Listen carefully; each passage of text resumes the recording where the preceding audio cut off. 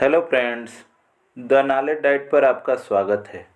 Friends, हमेशा की तरह आज भी मैं एक नए टॉपिक पर वीडियो लेकर आया हूं। फ्रेंड्स, हमारे आज के वीडियो का टॉपिक राजा हरिश्चंद्र के बारे में है। फ्रेंड्स, इस वीडियो में हम राजा हरिश्चंद्र के बारे में सब कुछ जानेंगे। तो फ्रेंड्स, बिना किसी देरी के वीडियो को शुरू करते हैं। दोस्तों, राजा हरिश्चंद्र को ऐसे ही सत्यवादी नहीं कहा जाता। इसके पीछे उन्होंने ऐसे काम किए हैं कि जब भी सत्य पर चलने की बात आती है तो सबसे पहले सत्यवादी राजा हरिश्चंद्र का नाम जरूर लिया जाता है। दोस्तों, सत्य का पालन करते हुए अपने पुत्र और पत्नी का मोह भी इन्होंने त्याग दिया था। दोस्तों, राजा हरिश्चंद्र के जीवन से हमें सत्य के मार्ग पर चलने की प्रेरणा मिलती है। फ्रेंड्स, राजा हरिश्चंद्र का संबंध इक्ष्वाकु वंश से था। उनके राज्य में कोई भी दुखी नहीं था। पूरे राज्य में सुख समृद्धि और शांति थी, जिसका उनकी ख्याति चारों दिशाओं में फैली हुई थी। फ्रेंड्स, राजा हरिश्चंद्र के बारे में यह कहा जाता था कि अगर सपने में भी वे किसी को वचन दे दे तो उसे पूरा करते थे।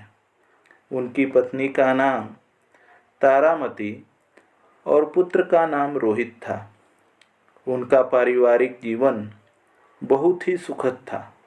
दोस्तों, अपनी सत्यवादी छवि के कारण राजा हरिश्चंद्र की लोकप्रियता जब अधिक होने लगी तो महर्षि विश्वामित्र ने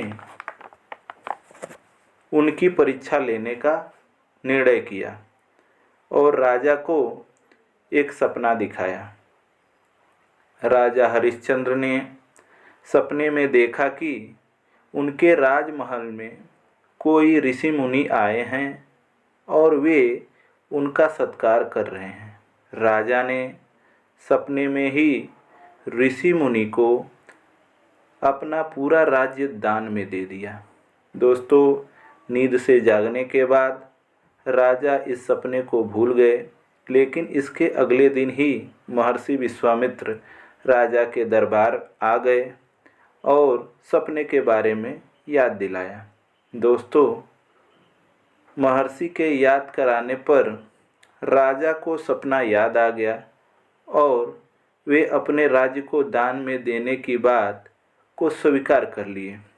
फ्रेंड्स, सपने के मुताबिक राजा ने अपना राज्य महर्षि को दान में दे दिया और सिंहासन से नीचे उतर गए। चलते समय महर्षि ने राजा से दक्षिणा मांगी। दोस्तों, दान के बाद दक्षिणा देने की परंपरा है। दान देने के लिए राजा ने मंत्री को राजकोष से स्वर्ण मुद्रा लाने को कहा। इस बात पर महर्षि विश्वामित्र क्रोधित हो गए और बोले, राजा, जब राज्य ही नहीं रहा तो राजकोष का क्या अर्थ। इस बात पर राजा को अपनी गलती का एहसास हुआ और उन्होंने महर्षि को दक्षिणा देने के लिए समय मांगा। क्योंकि फ्रेंड्स, राजा सत्यवादी होने के साथ साथ कर्तव्यनिष्ठ भी थे। राजा ने कहा कि दक्षिणा जरूर दी जाएगी, लेकिन थोड़ा समय प्रदान करें। इस बात पर महर्षि ने उन्हें दक्षिणा देने के लिए कुछ समय दे दिया, साथ में चेतावनी भी दे दी। दोस्तों, राजा दक्षिणा न देकर अपयश नहीं लेना चाहते थे, इसलिए राजा ने दक्षिणा देने के लिए अपने आप को बेच दिया और अपनी पत्नी और बच्चे के साथ काशी आ गए।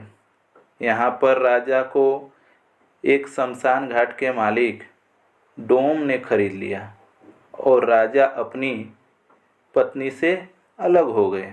राजा की पत्नी लोगों के घरों में साफ सफाई और बर्तन धोने लगी और पुत्र रानी के पास रहता था।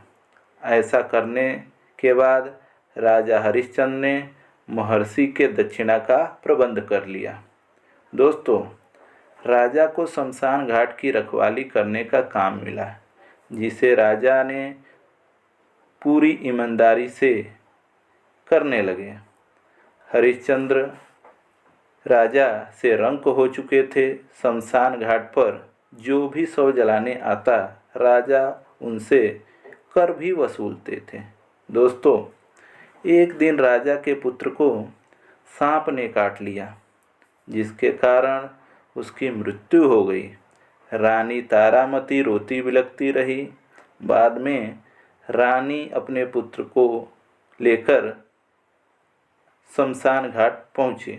शमशान घाट पर चिताएं जल रही थी। राजा अपना काम निपटा रहे थे।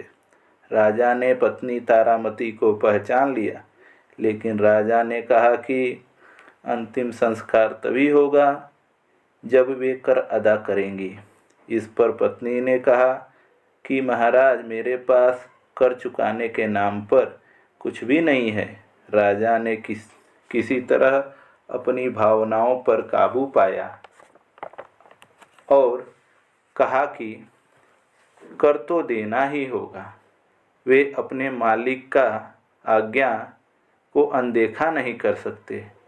कर नहीं लिया तो मालिक के प्रति विश्वासघात कहलाएगा। फ्रेंड्स, तारामती रोती रहीं तो राजा ने कहा, तुम्हारे पास दान देने के लिए कुछ भी नहीं है तो अपनी साड़ी का आधा भाग चीरकर मुझे दे दो, इसी को कर समझकर ले लेंगे। फ्रेंड्स, तारामती के सामने दूसरा कोई चारा नहीं था। तारामती ने जैसे ही अपनी साड़ी को चीरने की कोशिश की, आकाश में तेज गर्जना हुई और महर्षि विश्वामित्र प्रकट हुए। महर्षि ने अपने प्रताप के बल से पुत्र रोहित को जीवित कर दिया। महर्षि राजा हरिश्चंद्र से बहुत प्रसन्न हुए और उन्हें आशीर्वाद दिया। महर्षि ने बताया कि वे राजा हरिश्चंद्र की परीक्षा ले रहे थे, जिसमें वे खरे उतरे हैं। दोस्तों, बाद में महर्षि ने उनका राजपाट लौटा दिया। महर्षि ने कहा कि सत्य और धर्म की जब भी बात आएगी, राजा हरिश्चंद्र का नाम सम्मान और आदर्श के साथ लिया जाएगा। तो फ्रेंड्स, इस वीडियो में आपने सत्यवादी राजा हरिश्चंद्र के बारे में जाना। वीडियो अच्छा लगे तो वीडियो को लाइक एंड शेयर करें, साथ ही कमेंट करना न भूलें। और हमारे चैनल पर नए हैं तो चैनल को सब्सक्राइब करके बेल आइकन को प्रेस करें। फ्रेंड्स, इस वीडियो में इतना ही।